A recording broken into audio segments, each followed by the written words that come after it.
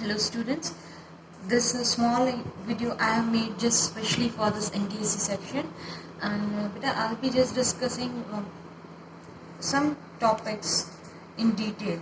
Okay, just 2 or 3 topics are left for your upcoming NTSC exam. So solutions हमने पढ़ा, ठीक है? तो now we will study 2 more points in that is absorption and adsorption. ये और इसमें आपको स्टडी करना है अच्छे से एक बार. So what is absorption? Absorption is a bulk phenomena. Okay, it is a process of accumulation of substance in the bulk. मतलब अच्छे से absorb हो जाता है इसमें. Absorption क्या है? Bulk phenomena होता है. जैसे कॉटन को आप इंक में डिप कर देते हो, ठीक है? तो कॉटन क्या है? पूरी completely क्या हो जाती है? Absorb कर लेती है उस इंक को. Fine. So this process which takes place in the bulk is called absorption. Now another process is there, adsorption. This is AD and here it is AB. Fine. So what is adsorption now? It is a process of accumulation of substance on the surface only. केवल surface के ऊपर ही particles retain रह जाते हैं. समझ में आ गया? जैसे कि suppose ink spill हो जाती है wood पे, तो वो कहाँ पे? केवल वुड के ऊपर ही, सरफेस के ऊपर ही रह जाती है, ठीक है? बिल्कुल अंदर तक बल्क में नहीं जा रही है उसमें, ठीक है? So this type of phenomena is known as adsorption. अब एब्जॉर्प्शन यूनिफॉर्म रेट पे होता है एंड एड्सॉर्प्शन इनिशियल तो क्या होगा? फास्ट होगा और देन धीरे धीरे it will become slow. Fine. For absorption example you can take absorption of water by calcium chloride, ठीक है? कैल्शियम क्लोराइड होता है तो उसमें वाटर का absorption. Then for adsorption, adsorption में इम्प्योरिटीज जो शुगर में प्रेजेंट होती है, देखो शुगर में काफ़ी इम्प्योरिटीज प्रेजेंट होती है, तो उसको प्योरीफाई करने के लिए क्या किया जाता है? सोल्यूशन बनाया जाता है शुगर का और चारकोल डाला जाता है. यहाँ पे चारकोल किसका रोल प्ले कर रहा है? It is playing the role of adsorbent, ठीक है? ये एड्सॉर्ब कर रहा है जो भी इम्प्योरिटीज होती है उसको, चारकोल. फाइन स्टूडेंट्स, चलिए उसके बाद देखते हैं एक प्रोसेस है अपना जॉर्प्शन. एक्चुअली ये दोनों जो एब्जॉर्प्शन एड्सॉर्प्शन ये जॉर्प्शन के ही अंडर आ रहे हैं.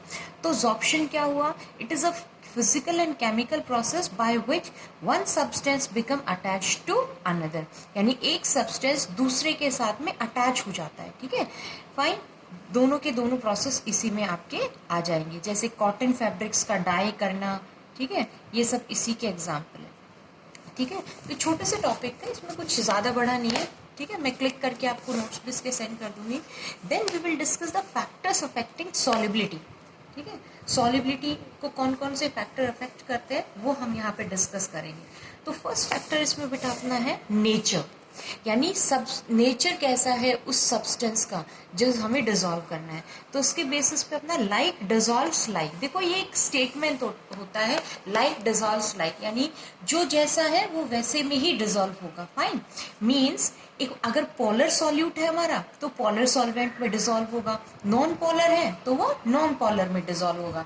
जैसे देखिए सोडियम क्लोराइड है ना, सोडियम क्लोराइड NaCl. अच्छा ये देखो, इधर देखो बेटा, जैसे क्या है अपने पास NaCl, सोडियम क्लोराइड. तो NaCl आपको सबको पता है पोलर होता है, पॉजिटिव आयन नेगेटिव आयन.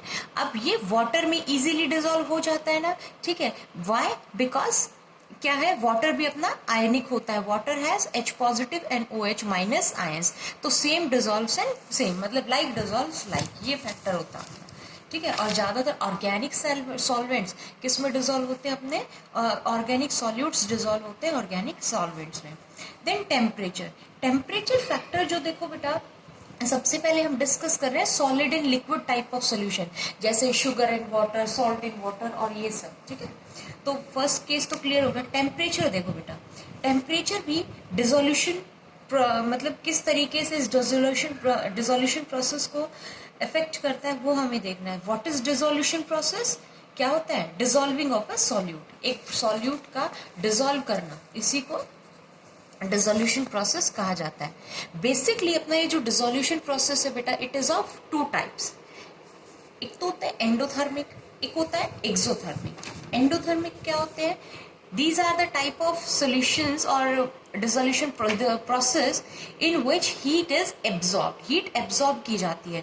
तो आप रिएक्शन यानी जो भी सोल्यूशन वो किस टाइप की होगी, एंडोथर्मिक, बाहर से आपको कूल रहेगा उसमें effect. Then exothermic, exo means in this type of process heat is released out, इसमें क्या हो रही है बेटा, हीट रिलीज आउट हो रही है, ठीक है।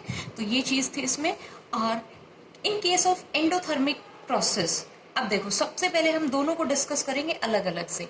एंडोथर्मिक प्रोसेस में क्या हो रहा है आपका, अगर हम टेम्परेचर इंक्रीज कर रहे हैं तो सॉल्युबिलिटी भी इंक्रीज होगी उसकी, ठीक है, समझ में आ गया। अगर मैंने क्या बताया, if we are increasing the temperature then the solubility will increase, और अगर हम टेम्परेचर डिक्रीज करेंगे तो सॉल्युबिलिटी डिक्रीज होगी। So in case of endothermic dissolution process, if in temperature is increase solubility will be increased, और अगर decrease करेंगे तो सॉल्युबिलिटी डिक्रीज हो जाएगी, ठीक है।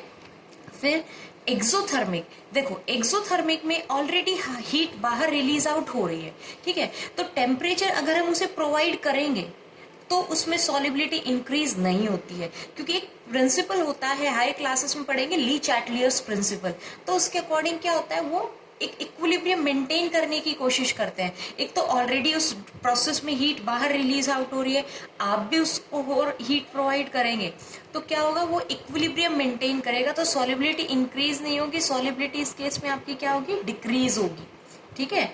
रिवर्स इफेक्ट होगा एक्सोथर्मिक के केस में, increase temperature then solubility will decrease, और डिक्रीज इन टेम्परेचर मतलब सॉल्युबिलिटी इंक्रीजेस, समझ में आ गया।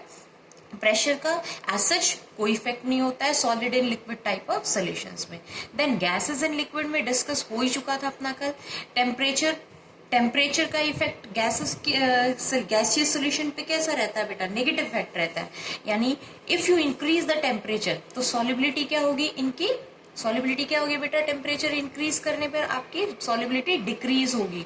क्यों, क्योंकि गैसियस जो पार्टिकल्स होते हैं, गैसियस पार्टिकल टेम्परेचर बढ़ने की वजह से उनकी एस्केपिंग आउट टेंडेंसी क्या हो जाती है, इंक्रीज हो जाती है, तो वो मूव आउट करना शुरू कर देते हैं। कल समझाया था ना आपको, ठीक है, कि उनकी काइनेटिक एनर्जी बढ़ जाती है, they tend to move out, ठीक है। तो ये था इसमें आपका। और प्रेशर में जैसे कि कार्बोनेटेड ड्रिंक्स वगैरह होती हैं, एरेटेड ड्रिंक्स होती हैं, इन सब में अगर आप प्रेशर इंक्रीज कर रहे हैं तो सॉल्युबिलिटी भी क्या होगी आपकी, इंक्रीज होगी, ठीक है। फिर लास्ट में एक पॉइंट और आपका रह गया था, इलेक्ट्रोफोरेसिस। सी अपन ने कॉलोइडल सॉल्यूशंस पढ़े थे। कॉलोइडल सॉल्यूशन में पार्टिकल साइज कितना होता है बेटा, 1 नैनोमीटर टू 1000 नैनोमीटर, ठीक है। ये देखना आप, डिफरेंसेस जरूर इनके करना, पार्टिकल साइज एंड ऑल, ये अच्छे से आप याद कर लेना, फाइन। सो इलेक्ट्रोफोरेसिस में क्या होता है कि it is a process of the motion of dispersed phase particle, ठीक है। जैसे मान लीजिए कोई कोलोइडल सॉल्यूशन है, उस कोलोइडल सॉल्यूशन को हमने एक यू शेप्ड ट्यूब होती है, ठीक है, उसमें हमने डाल दिया, देन इलेक्ट्रिक फील्ड उस पर अप्लाई किया जाता है। तो अब जो उस कोलोइडल सॉल के डिस्पर्स्ड पार्टिकल्स हैं, डिस्पर्स्ड फेस पार्टिकल्स हैं, they tend to move towards the poles. देखो हर कोलोइडल सॉल्यूशन में जो पार्टिकल्स होते हैं, डिस्पर्स फेस, डिस्पर्शन मीडियम, इन पे चार्ज होता है बेटा, आइदर दे आर पॉजिटिव और नेगेटिव। अगर डिस्पर्स्ड फेस के पार्टिकल पॉजिटिव है तो मीडियम नेगेटिव होगा, अगर फेस नेगेटिव होगा तो मीडियम पॉजिटिव होगा, ठीक है। इस तरीके से होती है अपनी ये कोलोइडल सॉल्स, ठीक है। तो अगर डिस्पर्स्ड फेस का पार्टिकल्स का चार्ज पॉजिटिव है तो वो किस तरफ मूव करेंगे, नेगेटिव टर्मिनल की तरफ, ठीक है। अगर डिस्पर्स्ड फेस के पार्टिकल्स का साइज नेगेटिव है तो वो किस तरफ मूव करेंगे बेटा, पॉजिटिव टर्मिनल की तरफ। बस बहुत ही ईजी है, ठीक है। मीन्स मूवमेंट कब होता है ये, under the influence of electric field only, केवल इलेक्ट्रिक फील्ड के इन्फ्लुएंस की वजह से ही ये प्रोसेस होगा। मतलब जब तक फील्ड अप्लाई नहीं है आपका, तब as such colloidal sol completely particles सारे के सारे डिस्पर्स रहेंगे, लेकिन एज सुन एज आपने जैसे ही इलेक्ट्रिक फील्ड अप्लाई किया, they move towards the oppositely charged electrode, opposite charge की तरफ मूव करना वो शुरू कर देते हैं, ठीक है। समझ में आ गया बेटा, ये है इसमें। फिर एक एग्जांपल दिया है यहाँ पे, जैसे कि अपना नेगेटिवली चार्ज पार्टिकल होता है आर्सेनिक सल्फाइड सॉल्यूशन। ये क्या है, आर्सेनिक सल्फाइड, AS2S3, ठीक है। आर्सेनिक सल्फाइड सोल्यूशन है, इसके colloidal particles, dispersed phase particles पे चार्ज कैसा होता है, नेगेटिव। तो यू ट्यूब में अब जब हम इनको लेते हैं, यू शेप ट्यूब में, तो इसके पार्टिकल्स का चार्ज क्योंकि नेगेटिव है, तो ये किस तरफ मूव करेंगे बेटा, पॉजिटिव इलेक्ट्रोड की तरफ मूव करेंगे, ठीक है। तो what is electrophoresis, it is the motion of the dispersed phase particles of A colloidal solution under the influence of electric field, ठीक है। तो ये कुछ आपका इसमें पार्ट बच रहा था। Then I will give you some more numericals also today just to solve out them, और बाकी इसको आप अच्छे से रिवाइज कर लेना, ठीक है बेटा।